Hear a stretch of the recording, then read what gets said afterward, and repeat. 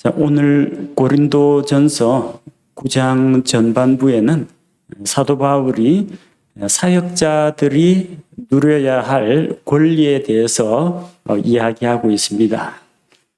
자, 고린도전서 9장에서 주로 다루고 있는 내용은 사역자에 대한 경제적인 지원, 즉 교회가 사역자들을 후원해야 한다. 그 내용에 대해 다루고 있습니다. 연결 흐름을 보면요. 고린도전서 8장에서는 우상의 제물 이야기를 했거든요. 그런데 9장에서 사역자 권리 이야기가 나오고 10장에서는 구약시대의 그 불순종, 우상숭배 이런 이야기가 나옵니다. 이 흐름으로 보면 8장에서 10장으로 연결되는 것이 더 타당해 보이는데 갑자기 9장에 사도의 권리에 대해서 나오니까 조금 이게 연결이 부자연스럽지 않느냐 그렇게 생각하는 분도 있을 수가 있습니다. 자, 그러나 이것은 그리스도인이 가지고 있는 자유, 권리 거기에 대해서 그것을 어떻게 사용할 것인가에 대한 문제를 다루고 있습니다. 지난 시간 8장에서 우상의 제물 이야기했죠.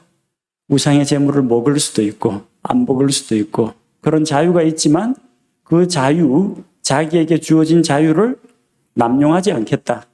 다른 사람을 위해서 배려해서 누가 실족하거나 시험에 들거나 혹은 그 사람의 양심에 나쁜 영향을 미치지 않도록 절제하겠다는 이야기죠. 오늘 9장에서도 마찬가지입니다. 사역자가 누려야 하는 마땅한 권리가 있지만 그 자유와 권리를 다 쓰지 않겠다. 왜? 복음을 전하는 일에 그게 시비거리가 되거나 장애가 되지 않도록 자기 자신을 절제하겠다는 이야기입니다. 자, 오늘 그 본문 말씀에 보면은 교회가 교회를 섬기는 사역자들을 경제적으로 지원해야 하는 그 이유에 대해서 5가지를 꼽고 있습니다. 그 하나하나를 우리가 살펴보고자 합니다. 첫 번째로 생각할 수 있는 것은 사도들에게 주어진 이제 마땅한 권리를 이야기합니다. 1절에 보니까요. 사도 바울이 자기를 가리켜서 내가 사도가 아니냐. 사도라고 이야기합니다. 자기가 예수 그리스도의 사도라는 것을 강조하고 있습니다. 사도가 무엇입니까? 사도는 보내심을 받은 자라는 뜻입니다. 권위가 있는 어떤 존재로부터 특별한 사명을 위해서 파송된 자를 이야기합니다.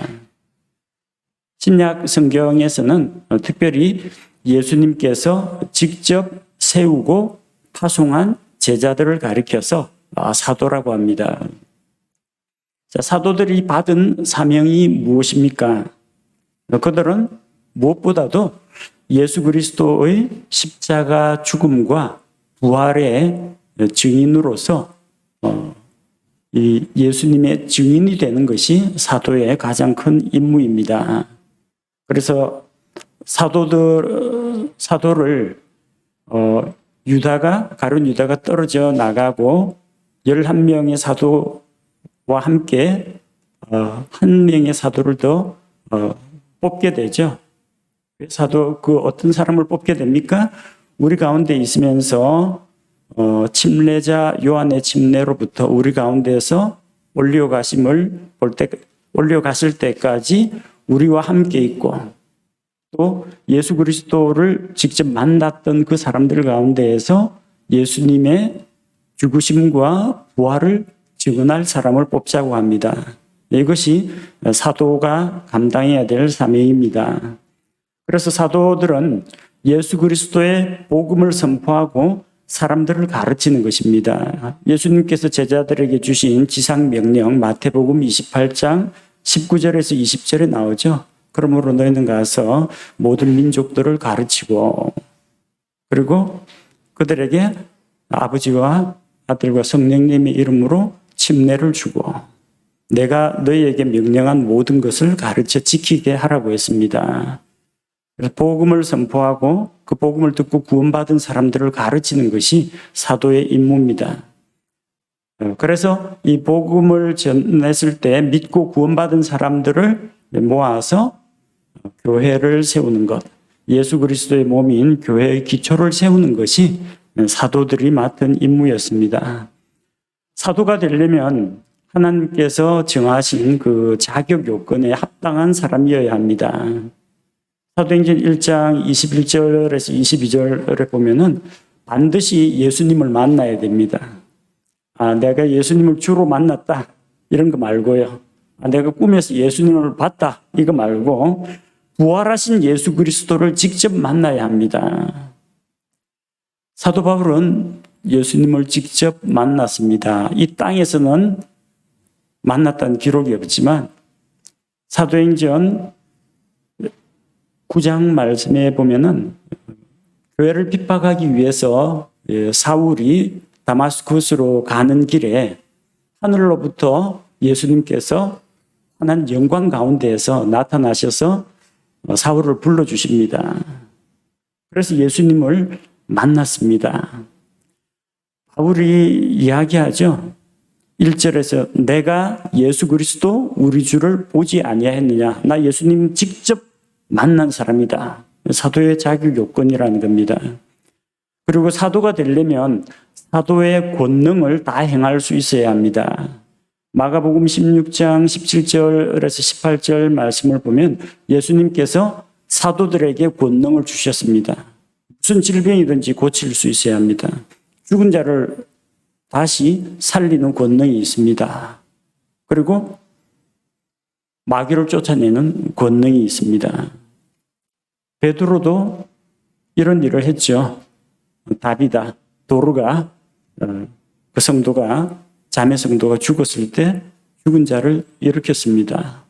바울은 유두고라는 청년이 말씀을 듣다가 창가에서 졸다가 떨어져서 죽었는데 죽은 자를 살렸습니다. 멜리데 섬에서 독사에게 물렸는데 바울은 붙지도 않고 상하지도 않고 죽지도 않았습니다. 어떤 독도 사도들을 해칠 수가 없었습니다. 사도의 권능이에요.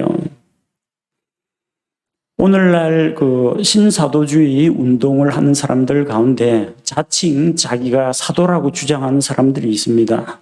그건 거짓말입니다. 왜냐하면 그 오늘날 신사도라고 하는 뭐 아무개 사도 무슨 사도 자기 이름 뒤에 자꾸 사도를 붙이는데 그들은 부활하신 예수님을 직접 만나지 못했습니다. 뭐 마음으로 믿을 수는 있겠지만 예수님이 직접 그들에게 나타나서 그들을 만나주지 않았습니다. 또 그들은 기적을 행한다라고 하지만 병을 고친다 하지만 성경에 기록된 모든 기적들을 다 행하지는 못합니다. 그래서 뭐 머리가 아프다라든지 뭐 몸이 좀 안 좋다 뭐 이런 것들은 고치는데 죽었던 사람을 살리는 것은 못합니다. 그런 신사도 운동하는 사람한테 청산가리 좀 맛 좀 보십시오 하면은 화를 벌컥 냅니다. 하나님을 시험하지 말라 그러면서 성경은 어떤 독을 마실지라도 해를 입지 않는다고 했습니다. 자기들이 흉내는 내지만 하지 못하는 것들이 있다는 겁니다. 이것은 가짜입니다. 모세를 대적하던 이집트의 마술사들이 따라한 기적들이 있습니다. 물이 변하여 피가 되게 하는 그 기적을 이집트의 마술사들도 흉내냈습니다. 물에서 개구리들이 올라오게 하는 기적도 흉내를 냈습니다. 하지만 흙먼지에서 이가 나오게 하는 것, 티끌 먼지재에서 살아있는 생명체인 이가 나오게 하는 것, 이것은 따라하지를 못했습니다. 그들도 이 재앙으로 시달렸습니다. 마술사가 마귀의 힘을 빌려가지고 뭔가 기적을 행하는 것 같지만 한계가 있습니다. 하나님의 권능을 다 모방할 수가 없어요. 그래서 이집트의 마술사들이 스스로 이거는 자연 발생도 아니고 마술에 의한 것도 아니고 초능력에 의한 것도 아니고 뭐라고 합니까? 이것은 하나님의 손가락입니다. 하나님의 권능이라고 했습니다. 자기들 입으로 하나님의 능력을 시인했던 겁니다. 신사도 운동하는 사람들, 성경에 기록된 사도의 권능을 다 행하지 못합니다. 그러면은 사도의 자격이 없다라는 겁니다. 우리가 성경적으로 이것을 분별을 해야 합니다. 고린도후서 12장 12절에는 사도 바울이 자기가 사도의 표적들을 다 행해 보였다. 고린도 교회 안에 바울의 사도권을 인정하지 않는 거짓 선생들이 있었습니다. 그들을 향해서 이야기합니다. 나는 예수 그리스도 우리 주를 직접 만났다.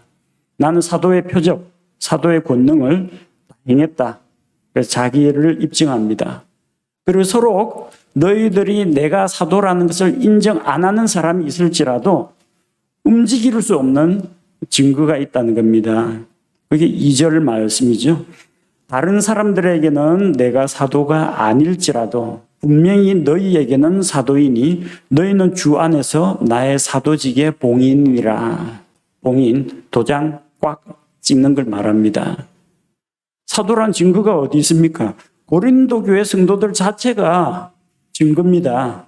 고린도의 우상의 도시에 어떻게 교회가 세워졌습니까? 사도 바울이 고린도 지역에 가서 복음을 전하고 사람들을 예수 그리스도의 십자가 대속의 피를 전하여 믿고 구원받은 사람들을 통해서 교회를 세운 겁니다.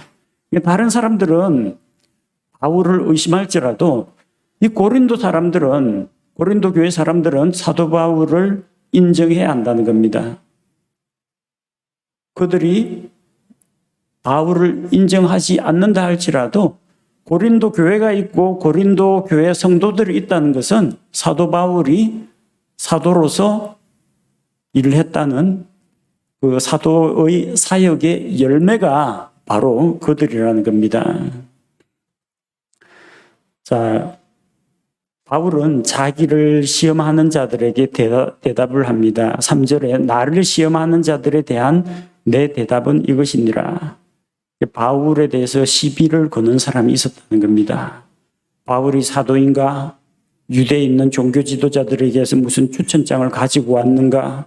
그 겉으로 보기에는 좀 편지는 아주 힘차게 강한 어조로 말을 하지만 직접 만나보니까 연약해 보이고 좀 형편없어 보인다. 그렇게 바울을 의심하거나 비난하는 자들이 있었습니다.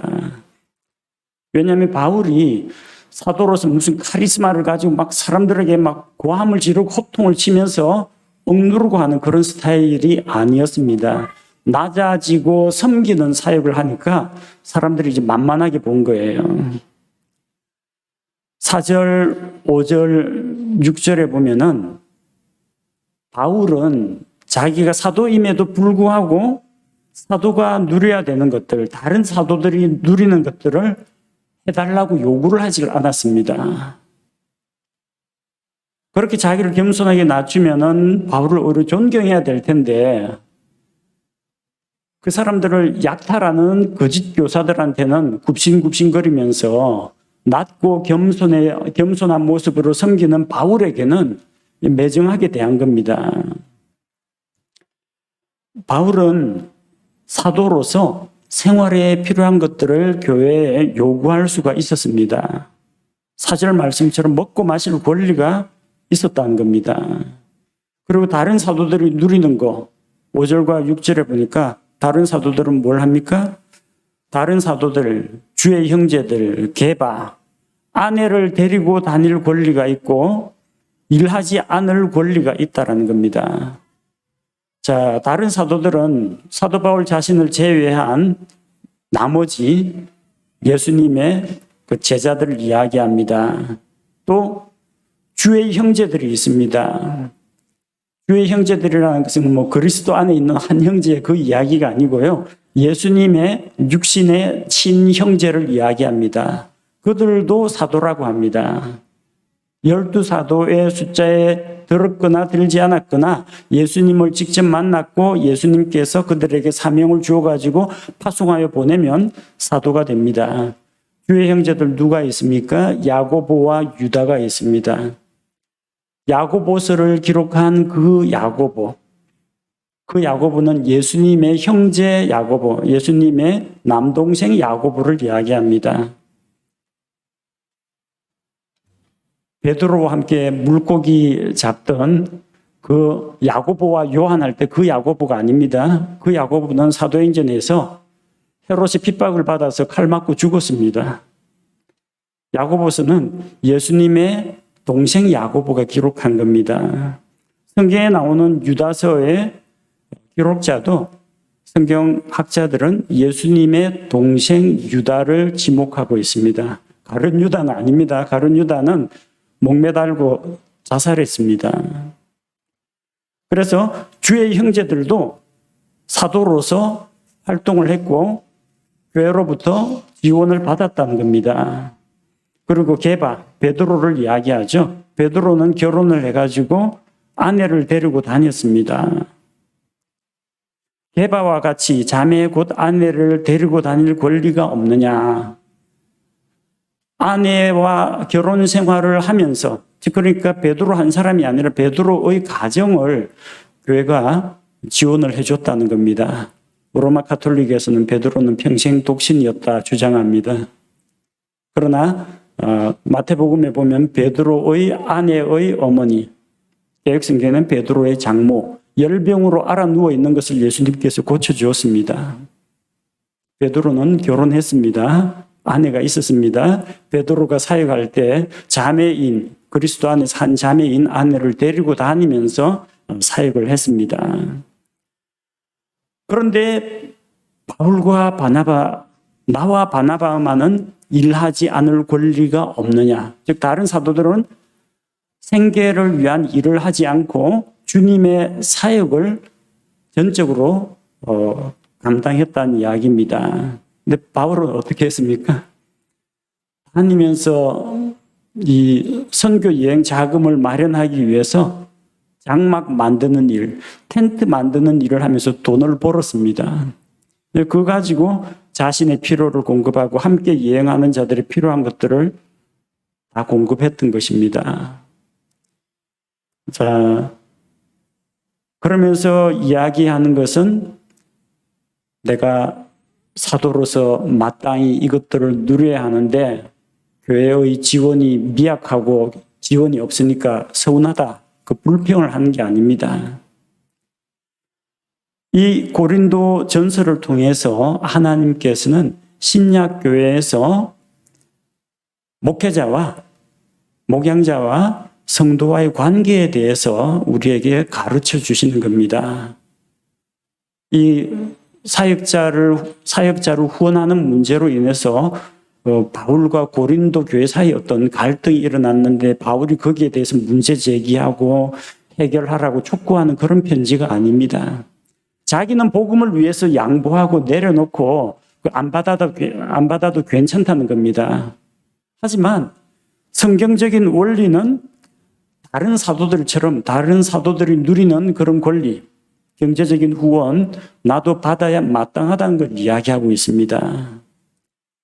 그래서 1절에서 6절까지 말씀에서 이야기하는 바는 뭐냐면은 예수 그리스도의 사도, 주님으로부터 보내심을 받은 그 사역자는 이러한 것들을 누릴 수 있다. 일하지 않고 가정을 이루고 사역에만 전념하는 대신 교회가 그들의 사역을 후원하고 지원해야 한다는 것을 이야기하고 있습니다. 두 번째 7절에는 일반 상식적인 수준에서 한번 생각해 보자는 이야기입니다.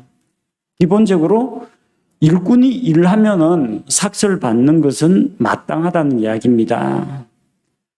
조금 이게 오해의 소지가 있는데요. 저 목사가 이 목회자라는 이 일을 자기 생계를 위한 직업으로 생각하는구나. 이렇게 오해하지 마시라는 이야기입니다. 일반 상식적으로 사회에서 사람 불러갖고 일을 시키면 품삯을 줍니다. 식사도 제공합니다. 그게 일반적인 원칙입니다. 그러면서 바울이 이 세 가지 비유를 들고 있습니다. 누가 자기 돈 써가면서 전쟁터에 나가느냐? 군인의 예를 들고 있습니다. 당시 로마 군대는요, 전쟁터에 나가면 자기 생명을 내놓고 싸워야 됩니다. 로마 제국을 위해서. 그렇기 때문에 로마 군대에 병사로 딱 입대하면요, 정부에서 다 먹여 살립니다. 밥 줍니다. 무기도 줍니다. 숙소에서 재워줍니다. 그리고 전리품이라든지 이런 것들도 나누어 가질 수가 있고 월급도 받습니다. 이런 걸 해줘야 군인을 하지, 아무런 지원이 없으면은 누가 군인이 되려고 하겠습니까? 미국 같은 경우에는 이 모병제, 직업 군인 공모를 해가지고 자원하는 사람들을 군에 보냅니다. 우리처럼 이 징병을 하지 않습니다. 일정 나이 되면 징병을 하지 않습니다. 그래서 그 많은 사람들 가운데 누가 자기 그 인생, 젊은 청춘 이것을 다 바쳐서 그 아메리카 합중국, 미국이라는 전체를 지키고 미국 국민들을 보호하겠습니까? 미국에서는 군인들에 대한 예우가 참 좋습니다. 정부에서도 급여라든지 복지라든지 퇴직 이후에 직장과 연금이라든지 이런 게 참 잘 돼 있고요. 일반 국민들도 군인 하면 존경합니다. 실제로 음식점, 커피숍 가면요, 군인 50% 디스카운트 그냥 해줍니다. 학교에는 장학금을 줍니다. 아니, 수업료 면제시켜 주는 데도 많습니다. 왜 그렇습니까? 자기 자신을 희생하면서 국가와 국민을 위해서 대신 싸워주기 때문입니다. 당시 바울이 이 고린도 전서 기록할 그 당시에 로마 군인들도 대우를 받았습니다. 전쟁터에서 목숨 걸고 싸워야 하고 개인 자유 이런 것들을 희생하는 대신에 국가가 그들의 먹고 사는 문제는 기본적으로 다 책임져 주었습니다. 그리고 농부의 예가 있죠. 농부가 포도원을 만들고 그것의 열매를 먹는 것은 당연하다는 겁니다. 자기가 포도원 가꾸고 거기서 수확한 것을 뭐 내다 팔기도 하겠지만 자기가 맛보고 먹을 수 있는 권리가 있다는 겁니다. 이건 너무 당연하기 때문에 추가적인 설명이 필요가 없습니다. 그리고 목자는 어떻습니까? 누가 양떼를 먹이고 그 양떼의 젖을 먹지 아니하느냐. 목자는 양들을 돌봅니다. 병들고 다치면 치료해 줍니다. 풀밭으로 물가로 인도합니다.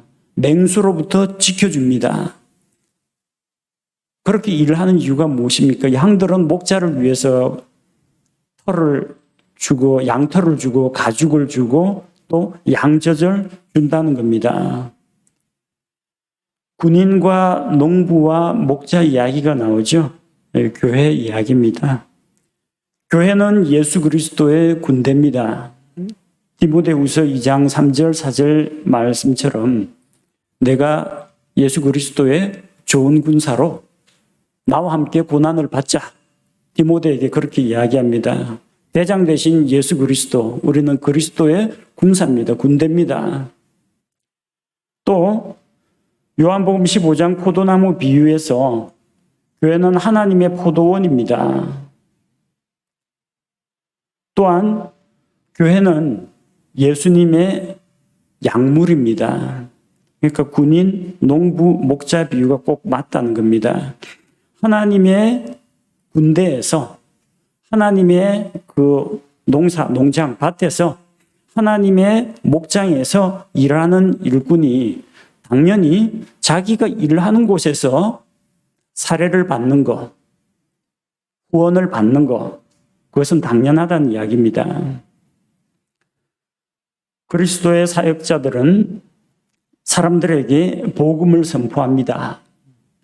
구원받은 성도들에게 진리의 말씀을 연구해서 가르칩니다. 이게 쉬운 일이 아닙니다, 여러분. 육체 노동을 안 한다 뿐이지 목회를 하는 게 진짜 24시간 편의점입니다. 시도 때도 없이 전화 걸려옵니다. 새벽 2시에 술 취한 사람 전화 받아가지고 상담해 줘야 될 때도 있습니다. 누가 상을 당했다고 하면은 거리를 막론하고 찾아가서 교회를 대표해서 조문을 하고 장례식장에서 복음을 전하고 옵니다. 기쁜 일이 있거나 슬픈 일이 있거나 성도들과 고락을 같이 합니다. 교회를 돌아봅니다. 성도들의 영적 상태만 돌아보는 게 아닙니다. 몸은 건강하신지, 가정은 화목한지, 직장은 좀 잘 되는지, 자녀들은 잘 자라고 있는지 신경 쓰이는 게 한두 가지가 아닙니다. 근데 그 일을 합니다. 세상 직장 다니면서 돈벌이 하는 일 대신에 하나님께서 맡기신 바로 그 일을 합니다. 그리고 하나님의 일터에서 하나님의 군대, 하나님의 농장, 하나님의 목장에서 일을 한 대가로 보상을 받는 것은 부끄러운 일이 아니라는 겁니다.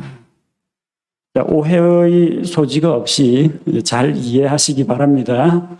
여기가 내 직장이니까 뭐 월급 달라, 나한테 뭐 지원을 해달라 그런 이야기가 아닙니다. 일꾼이 일을 하면 삭스를 받는 것은 당연하다는 일반 상식 수준에서 이야기하고 있는 겁니다. 자, 세 번째, 왜 교회가 사역자들을 후원해야 하는가? 8절에서 12절은 구약의 율법을 예로 들고 있습니다. 자, 8절 말씀해 보면은 내가 사람으로서 이것들을 말하느냐?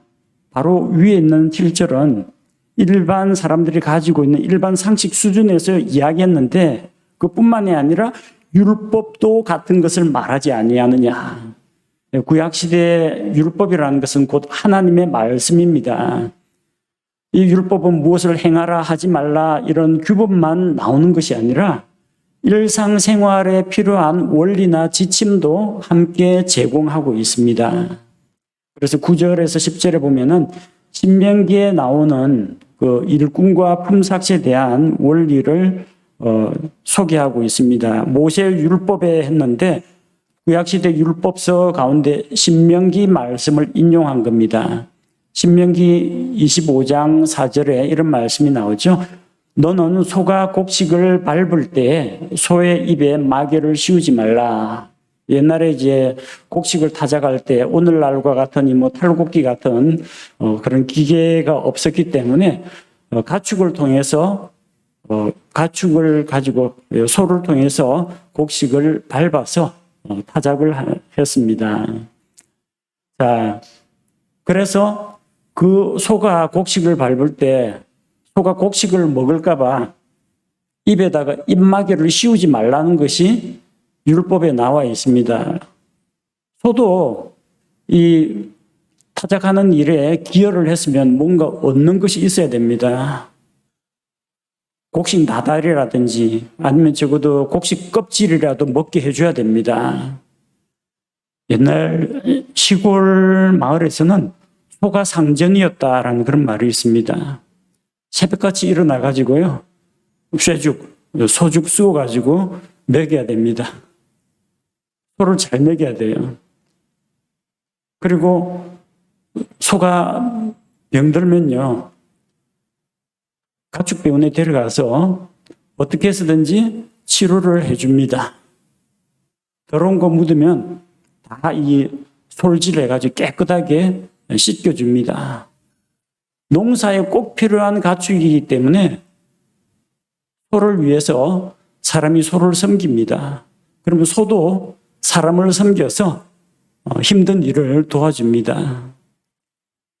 이 율법의 말씀, 곡식을 밟는 소, 그 타작마당의 소에게 입마개를 씌우지 말라고 한 이 말씀은 왜 기록했을까요? 하나님께서 뭐 동물 사랑, 동물 복지, 이것 때문에 기록한 것이 아닙니다. 왜냐하면 이 신명기 말씀은 소는 글을 모릅니다. 율법을 읽을 수가 없어요. 그러니까 이 소를 위해서 기록한 건 아닙니다. 소를 이용하는 농부들에게만 적용되는 것도 아닙니다. 소가 밭을 갈고 곡식을 나르고 타작을 하는 만큼 보상을 주라는 이야기입니다. 바울이 고린도에서 복음을 전하고 말씀을 가르치고 또 열매를 거두니 바로 이 일에 대한 보상이 있어야 한다는 이야기입니다.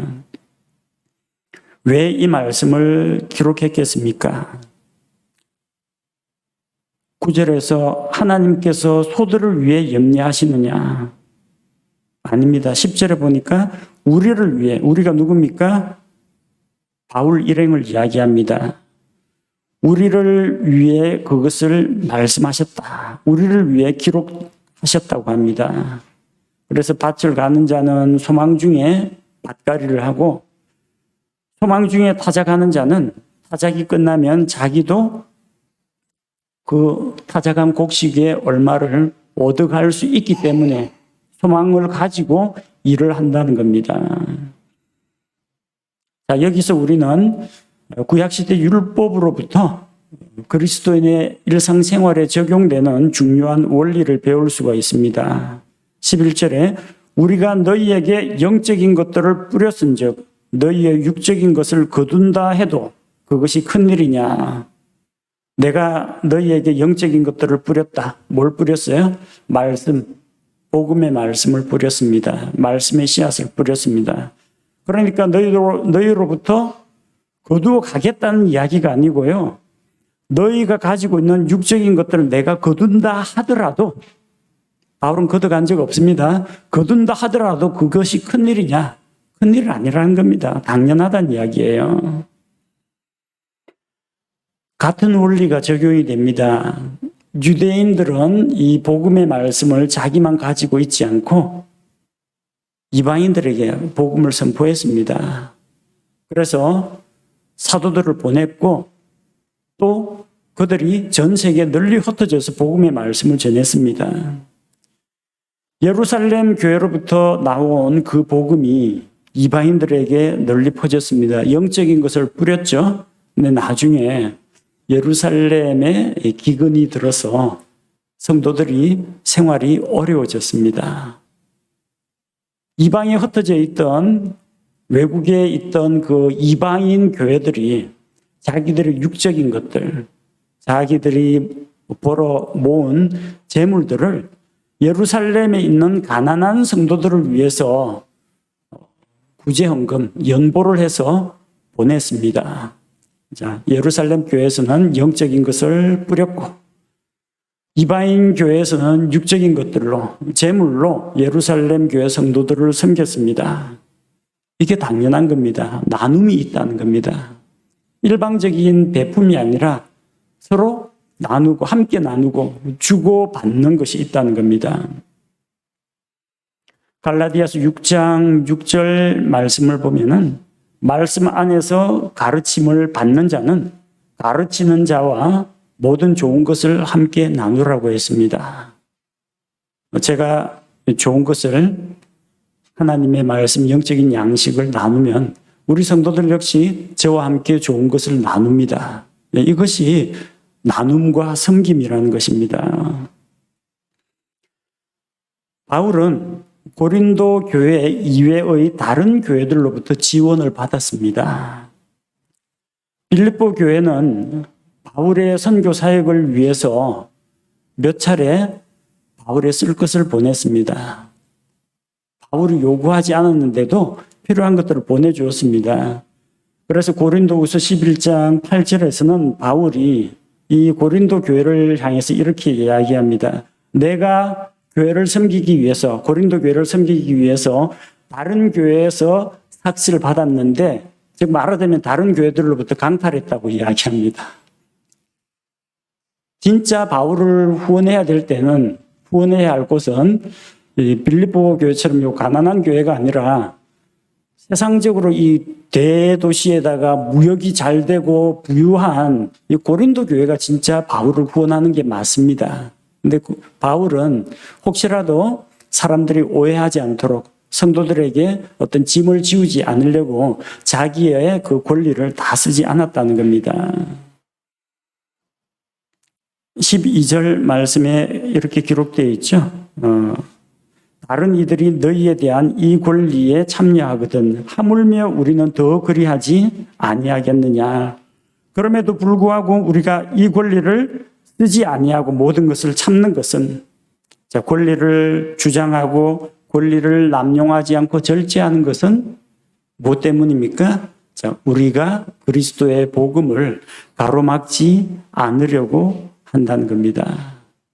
그래서 바울은 스스로 일하면서 자기 비용으로 선교 여행을 다니면서 많은 사람들에게 본을 보였다는 겁니다. 네 번째 또 있습니다. 13절은 구약의 관습에 대해서 이야기하고 있습니다. 성경의 율법으로 보장된 것은 레위인들을 위한 지원, 11조와 헌물입니다. 구약시대 제사장들과 레위 사람들은 생업에 종사하지 않았습니다. 이스라엘 백성을 위해서 성전에서 하나님께 희생 헌물을 드리고 예배를 인도하고 말씀을 가르치는 이런 일들을 했습니다.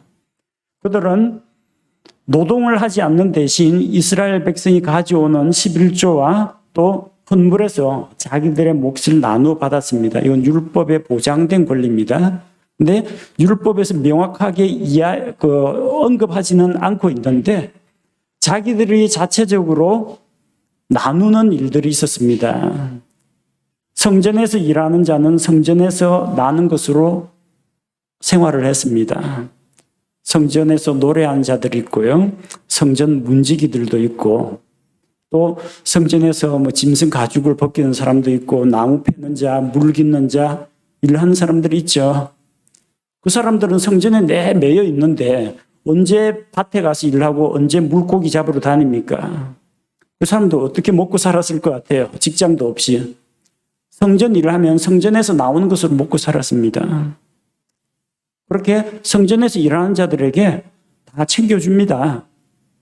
제단에서 섬기는 자들은 제단에서 희생물을 싣고 각을 뜨고 불에 올려서 그것을 태우고 그리고 밀가루를 반죽을 해가서 빵을 굽고 하면요.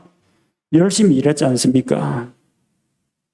밖에서 아마 노동을 했어도 그 정도 노동을 하면은 머리가 괜찮았을 겁니다. 근데 그 안에서 제단 앞에서 내 뜨거운 불 앞에서 열심히 수고하고 노력을 했는데 이 사람들은 그럼 어디 가서 밥 먹습니까? 어떻게 생활합니까? 제단에서 가져온 헌물 가운데에서 그들은 몫을 나누어 받았습니다. 제단에서 섬긴 자들은 제단과 함께 제단에 바친 헌물 가운데에서 일부를 나누어 받았습니다.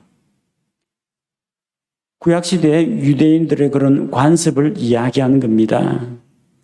율법 아래 있던 구약시대의 사역자들이 그들이 섬기던 백성으로부터 이런 생활에 대한 지원을 받았다면 은혜 아래 있는 주님의 사역자들 역시 자기가 섬기는 교회에서 지원을 받는 것은 당연하다는 이야기입니다. 자, 다섯 번째 이유가 있습니다. 14절 말씀. 이와 같이 주께서도 복음을 선포하는 자들이 복음으로 살 것을 정하셨느니라. 예수님께서 말씀하셨어요. 복음을 전하는 자들은 복음으로 살 것이다. 예수님께서 제자들 70인 전도단 파송할 때 하신 말씀이 있습니다. 마태복음 10장 10절에 보니까 여행을 위해 짐 보따리나 도도 두 벌이나 신이나 지팡이들을 준비하지 말라. 일꾼이 자기의 먹을 것을 받는 것이 마땅하다고 했습니다. 자, 전도 여행을 떠납니다. 어느 집이든지 문을 열어주고 반기면 그 집에 들어가서 하늘의 왕국을 선포하고 그리고 그들을 위해서 복을 빌라고 했습니다. 그러면 거기서 주는 것을 먹고 주는 것을 마시라고 했습니다. 이 집 저 집 옮겨 다니지 말고 한 마을에 가면 그 집을 정해놓고 그 집을 중심으로 그 이웃들에게 말씀을 선포하라고 했습니다. 여행 비용은 어디서 나옵니까? 짐 보따리도 없고 동전 구름이도 없고 그러는데 주는 것을 먹으라고 했습니다. 자기 일꾼은 자기가 일하는 곳에서 먹을 것을 받게 됩니다. 누가복음 10장 7절에서도 바로 그 집에 머물며 그들이 주는 것들을 먹고 마시라. 일꾼이 자기 품삯을 받는 것이 마땅하니라. 복음을 선포하는 자들은 복음을 선포하는 그것으로 먹고 살아야 합니다. 교회에서 강사를 초청하면요, 여러분 제가 옛날에 장로교회 다닐 때는요, 부흥회, 그때는 부흥회가 아니라 부흥사경회였습니다. 말씀을 강론하는 사경회였습니다. 저녁 7시 시작하면 밤 12시 1시에 끝납니다. 아무도 집에 안 가고 부흥 강사님 오면 그 말씀을 들었습니다. 특강을 들었습니다. 외부에서 강사가 오거든요. 우리 교회 목사님은 아닙니다. 근데 오면요, 숙소를 제공합니다. 뭐 장로님이나 집사님 집에 재우거나 아니면 여관이나 호텔에 재웁니다. 그리고 밥을 먹어야 강론을 할 거 아닙니까? 식사를 다 줍니다. 기본적으로. 돌아가면서 성도들이 자기 집에서 서로 모시려고 합니다. 식사라도 대접을 하고 말씀도 듣고 또 뭐 상담도 하고 그러려고 교통비도 줍니다. 그거 이외에 또 귀한 시간 내서 와주신 것에 대해 감사하면서 이제 강사비 그것도 다 챙겨줍니다. 왜 그렇게 합니까? 예수님께서 말씀하셨어요. 일꾼이 자기 삭을 받는 것이 마땅하다. 그래서 교회가 그렇게 하는 겁니다. 누가 그런 법을 만들었습니까? 지금까지 쭉 설명 다 했잖아요. 하나님께서 세우신 일꾼, 사도, 그 일반적인 세상적인 원리를 봐도 그렇고, 율법, 구약의 율법에 담겨 있는 그 원리를 적용해 봐도 그렇고, 구약시대에 내려오는 관습을 살펴봐도 그렇고, 예수님께서 직접 말씀하셨는데 일꾼이 자기 삭을 받는 것은 당연하다고 했습니다. 그래서 바울에 대해서 바울이 사도가 맞냐? 그리고 우리가 그를 대접해 줘야 되느냐? 이러면 시비거리가 있었지만 자기를 향하여서 대적하는 사람들을 향해서 시험하는 자들에 대해서 바울이 이렇게 대답을 했습니다. 교회는 사역자들을 후원하는 것이 마땅하다고 했습니다. 하지만 15절에서 그러나 내가 이런 것들을 그 사도의 권리, 사역자의 권리, 또 마땅히 누려야 할 것들을 하나도 사용하지 아니하였고 바울은 자기에게 주어진 권리를 다 쓰지 않았습니다. 다른 성도들을 위해서 복음의 장애가 되지 않도록 절제했습니다. 또 이 편지를 쓴 목적이 이렇게 해달라고 청구한 편지가 아닙니다. 이같이 해달라고 요구하지도 않았습니다. 자기가 주님을 섬긴 것이 어떤 돈 때문에 생계를 위해서 목회 사역을 한 것이 아니다. 또 뭐 돈 받고 어디 가서 뭐 주님의 일을 한다. 그런 말을 듣고 혹시라도 복음 전하는 일에 비방이 되거나 또 자기가 수고한 그 수고가 헛된 일이 되지 않도록 하기 위해서 자기 자신의 권리를 절제했다는 이야기입니다. 자, 오늘 말씀에서도 지난번 말씀과 같이 그리스도인은 자유와 권리를 가지고 있습니다. 그러나 때로는 그것을 다 쓰지 않고 다른 사람을 위하여 또 배려하기 위해서 부담이나 짐을 지우지 않기 위해서 절제할 필요가 있다는 겁니다. 그러나 기본적인 원리는 같습니다. 하나님의 사역자는 하나님께서 맡기신 성도들을 섬기는 일을 합니다. 역으로 교회 성도들은 사역자를 섬기는 일을 합니다. 일꾼을 잘 먹이고 일꾼이 건강해야 또 일꾼이 부지런히 일을 하고 다녀야 교회가 세워지기 때문입니다. 교회가 건강하게 성장하기 때문입니다. 바울은 복음을 위해서 또 다른 사람들을 위해서 자기 권리를 다 사용하지 않고 절제했습니다.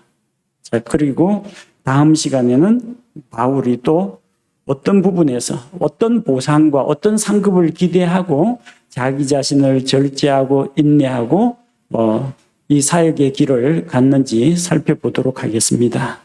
우리 함께 기도하겠습니다.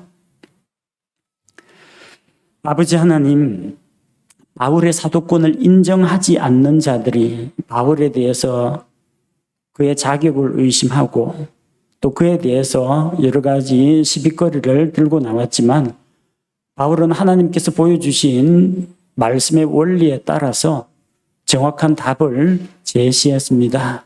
일꾼이 자기 삭슬 받는 것이 마땅하다라는 성경적인 원리에 따라서 교회가 목회자를 후원하는 것이, 교회가 선교사들을 후원하는 것이, 교회가 복음 전도자들을 후원하는 것이 당연하다는 것을 살펴보았습니다. 목회자는 교회를 섬기고 또 교회 성도들은 목회자를 섬기는 가운데에서 서로 섬기고 또 서로 나누는 또 아름다운 교회가 되기를 원합니다. 또한 우리가 마땅히 받아야 할 것, 누려야 할 그런 권리들을 남용하지 않고 또 절제함으로 말미암아 교회의 덕을 세우고 복음이 회방받지 않게 하며 또 교회가 큰 짐이나 부담을 떠안지 않기를 원합니다. 하나님께서 보여주신 원리들을 우리의 삶 가운데에서 또 우리 교회의 중요 나아갈 방향과 또 정책 가운데에서 이런 원리들을 잘 적용할 수 있도록 우리에게 지혜와 분별력을 더하여 주옵소서. 그리스도 안에서 자유를 누리되 자유를 육체의 기회로 삼지 말고 그 자유로 다른 사람들을 섬기는 그리스도인이 되게 하옵소서. 예수님의 이름으로 기도합니다. 아멘.